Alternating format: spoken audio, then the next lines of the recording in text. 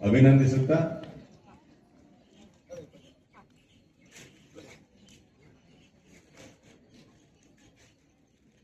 ಸ್ಥಾಪನೆ ಮಾಡುವ ಮೂಲಕ ತನ್ಮೂಲಕ ವಿಶ್ವದ ಏಳಿಗೆಗೆ ನಮ್ಮದೇ ಆದಂತಹ ಕೊಡುಗೆಯನ್ನ ನೀಡಲಿಕ್ಕೆ ಸಾಧ್ಯವಿರುವಂತಹ ಒಂದು ಶ್ರೇಷ್ಠವಾದಂತಹ ಈ ಯೋಗ ಅಂದ್ರೆ ಅದಕ್ಕೆ ಮಾನಸಿಕವಾಗಿ ಕುಗ್ಗೋಗ್ತಕ್ಕಂಥದ್ದಾಗುತ್ತೆ.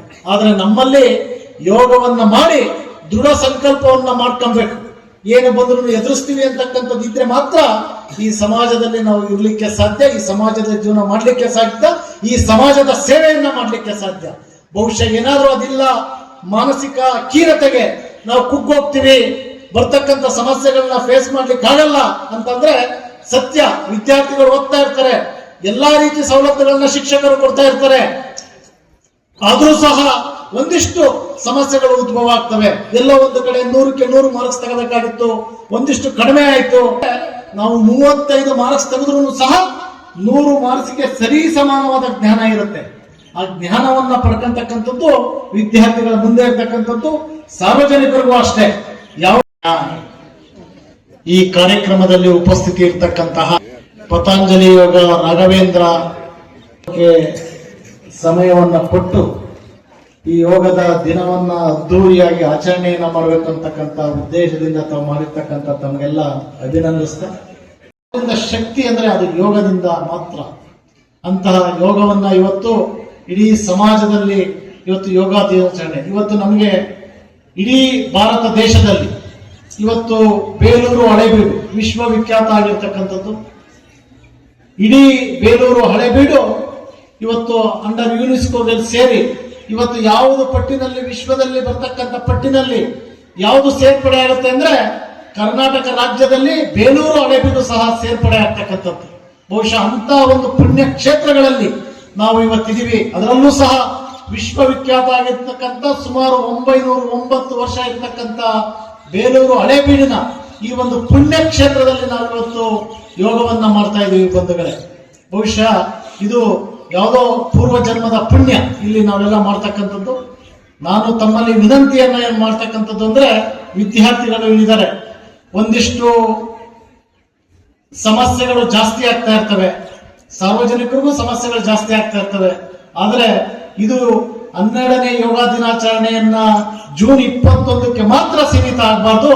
ಇದು ಪ್ರತಿನಿತ್ಯ 24 ಗಂಟೆಗಳಲ್ಲಿ ಯೋಗಕ್ಕೋಸ್ಕರ, ಮಾನಸಿಕದ ಒತ್ತಡಕ್ಕೆ, ದೈಹಿಕ ಒತ್ತಡಕ್ಕೋಸ್ಕರ 1 ಗಂಟೆಗಳ ಕಾಲ ಮೀಸಲಾಗಿಟ್ರೆ ಖಂಡಿತವಾಗ್ಲೂ ಈ ಸಮಾಜವನ್ನ ಯಾವ ರೀತಿ ಎದುರಿಸಬೇಕು, ಈ ಸಮಾಜದಲ್ಲಿ ಯಾವ ರೀತಿ ನಡಿಬೇಕು ಅಂತಕ್ಕಂಥ ಸಂದೇಶವನ್ನ ನಾವು ಯಾವುದ್ರ ಮುಖಾಂತರ ಕೊಡ್ಬೇಕು ಅಂದ್ರೆ ಯೋಗದ ಮುಖಾಂತರ ಕೊಡ್ಬೇಕಾಗುತ್ತೆ. ಈ ಜಗತ್ತಿಗೆ ಅದು 600 ವರ್ಷದಿಂದ ಇರಬಹುದು, ಆದ್ರೆ 12ನೇ ವರ್ಷದ ಯೋಗ ದಿನಾಚರಣೆಯನ್ನ ಈ ಜಗತ್ತಿಗೆ ಪರಿಚಯಿಸಿದಂತವರು ಈ ದೇಶದ ನೆಚ್ಚಿನ ಪ್ರಧಾನಮಂತ್ರಿ ನರೇಂದ್ರ ಮೋದಿ ಅವರು ಅಂತಕ್ಕಂಥದ್ದನ್ನ ನಾವು ಈ ಸಂದರ್ಭದಲ್ಲಿ ಹೇಳ್ಬೇಕಾಗ್ತದೆ. ಬಹುಶಃ ಇವತ್ತು ಇಡೀ ಜಗತ್ತು ಭಾರತದತ್ತ ನೋಡ್ತಾ ಇದೆ. 193 ದೇಶಗಳಲ್ಲಿ 177 ದೇಶಗಳು ಯೋಗವನ್ನ ಅನುಸರಣೆಯನ್ನ ಮಾಡ್ತಕ್ಕಂಥ ಕಾಲಘಟ್ಟದಲ್ಲಿ ಇದೆ ಅಂದ್ರೆ ಬಹುಶಃ ಇದಕ್ಕೆ ವಿಶ್ವ ಮಾನವನಾಗಿ ಈ ಜಗತ್ತಿನಲ್ಲಿ ಪ್ರಸಿದ್ಧಿಯಾಗಿ ಈ ದೇಶಕ್ಕೆ ಸಮೃದ್ಧಿಯಾದಂತ ಆಡಳಿತವನ್ನ ಕೊಡ್ತಕ್ಕಂಥ ಮಹಾನ್ ನಾಯಕ ಸನ್ಮಾನ್ಯ ನರೇಂದ್ರ ಮೋದಿ ಅವರನ್ನ ಈ ಸಂದರ್ಭದಲ್ಲಿ ನಾವು ಶ್ಲಾಘನೆಯನ್ನ ಮಾಡಬೇಕಾಗತ್ತೆ. ಬಹುಶಃ ನಮ್ಗೆಲ್ಲ ಗೊತ್ತಿದ್ದಂಗೆ ಇವತ್ತು ಯೋಗದಿಂದ ರೋಗ ಮುಕ್ತ ಅಂತಕ್ಕಂಥದ್ದನ್ನ ನಾವು ಹೇಳ್ತೀವಿ. ಅದೇ ಯೋಗದಿಂದ ರೋಗ ಮುಕ್ತ ಮಾತ್ರ ಅಲ್ಲ, ಯೋಗದಿಂದ ಬರ್ತಕ್ಕಂಥ ಸಮಸ್ಯೆಗಳೆಲ್ಲದನ್ನು ಪರಿಹರಿಸಲಿಕ್ಕೆ ಯೋಗ ಮಾತ್ರ ಸಾಧ್ಯ ಅಂತಕ್ಕಂಥದ್ದನ್ನ ಹೇಳ್ಬೇಕಾಗುತ್ತೆ. ಇವತ್ತು ದೈಹಿಕವಾಗಿ, ಮಾನಸಿಕವಾಗಿ ಅನೇಕ ಸಮಸ್ಯೆಗಳನ್ನ ಇವತ್ತು ಎದುರಿಸ್ತಕ್ಕಂಥದ್ದಿದೆ ಸಮಾಜದಲ್ಲಿ. ಒಂದು ಕಡೆ ಸಾರ್ವಜನಿಕರು ಅನುಭವಿಸಿದ್ರೆ, ಒಂದು ಕಡೆ ವಿದ್ಯಾರ್ಥಿಗಳು, ಒಂದು ಕಡೆ ಅಧಿಕಾರಿಗಳು, ಒಂದು ಕಡೆ ರಾಜಕಾರಣಿಗಳು, ಯಾರಿಗೂ ಸಹ ಇದನ್ನ ಬಿಡ್ತಕ್ಕಂಥದ್ದಲ್ಲ. ಆದರೆ ನಮ್ಮ ಮುಂದೆ ಇರ್ತಕ್ಕಂಥ ಸವಾಲೇನು ಅಂದ್ರೆ ಯೋಗವನ್ನ ಮಾಡುವುದರಿಂದ ಇವತ್ತು ಎಲ್ಲ ಸಮಸ್ಯೆಗಳನ್ನ ಬಗೆಹರಿಸಲಿಕ್ಕೆ ಸಾಧ್ಯ, ಬಗೆಹರಿಸ್ಕೊಳ್ಳಲಿಕ್ಕೆ ಸಾಧ್ಯ ಅಂತಕ್ಕಂಥದ್ದನ್ನ ಈ ಸಂದರ್ಭದಲ್ಲಿ ಹೇಳ್ಬೇಕಾಗುತ್ತೆ. ಬಹುಶಃ ನಾವೆಲ್ಲ ನೋಡಿದೀವಿ, ಯಾರು ಇವತ್ತು ಯೋಗಕ್ಕೆ ಪ್ರತಿನಿತ್ಯ 1 ಗಂಟೆಗಳ ಕಾಲವನ್ನ ಕೊಟ್ಟು ಅವರ ಆರೋಗ್ಯ ಸ್ಥಿರತೆ, ಅವರ ತಾಳ್ಮೆ ಎಷ್ಟು ಮಟ್ಟಿಗೆ ಇರುತ್ತೆ ಅವರ ಮುಂದಿನ ಯೋಚನೆ. ಸ್ವಸ್ಥ ನಿಧಾನವಾಗಿ ಮೇಲೆತ್ತಿ ಸಾಧ್ಯವಾದಷ್ಟು ನಿಮ್ಮ ಹಿಂಬದಿಗೆ ಬಾಗಿ ವಾಪಸ್ ಬರೋಣ. ಎರಡು ಕೈಗಳನ್ನ ನಿಮ್ಮ ಎರಡು ಕೈಗಳನ್ನ ಉಸಿರು ತಗೋತಾ ನಿಧಾನವಾಗಿ ಮೇಲೆತ್ತಿ ವಾಪಸ್ ಎತ್ತಿ ಬರೋಣ. ನಿಧಾನವಾಗಿ ಎರಡು ಕೈಯನ್ನು ಬಿಡಿ.